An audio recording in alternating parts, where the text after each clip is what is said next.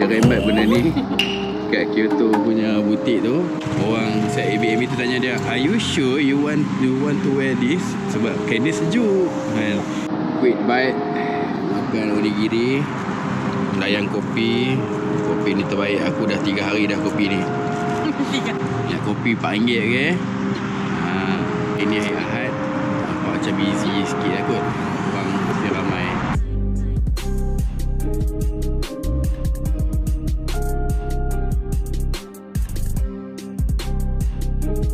Gyoen Garden ni national treasure dia lah. Dalam ni ada 2 palace.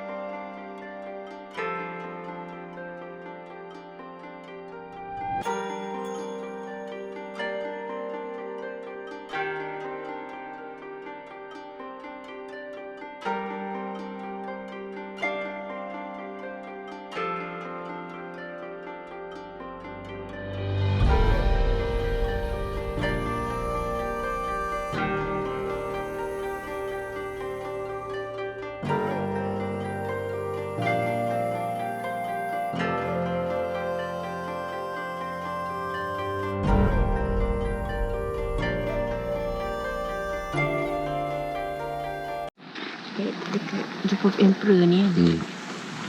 Macam biasa dia ke setiap malam yang macam tak boleh nak jumpa parents ke pusing kan. Kat sini lalu kat pon ni. Dia nak balik dah. Duduk dah sini dengan Emperor.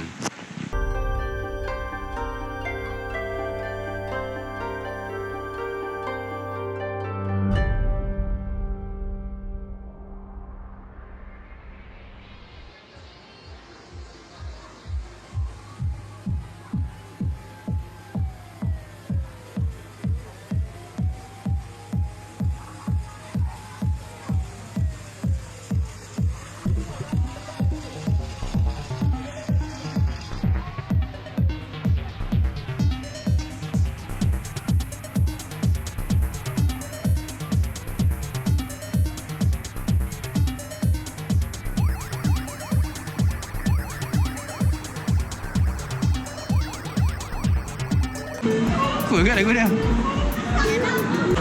Ramainya manusia. Ni manusia-manusia dia kelak daripada mana tak tahu. Yang pakai raincoat ni semua ni geng-geng karaoke. Ode-ode ni semua geng-geng karaoke. Elok lagu piu-piu tu dengan Oh Baby dia. Oh Baby. Oh Baby tu? Elok pula lagu Oh Baby tu. Oh Baby. Lepas tu piu-piu. Piu-piu. Saya tak dengar saya cakap. Kami sampai semua. Dengan aktiviti hari ni sangat tak penat. Jalan-jalan pergi seronok. Sejuk panas. Tengok outfit dia apa. Dengan scarf dia ada. Dengan snow cap dia ada.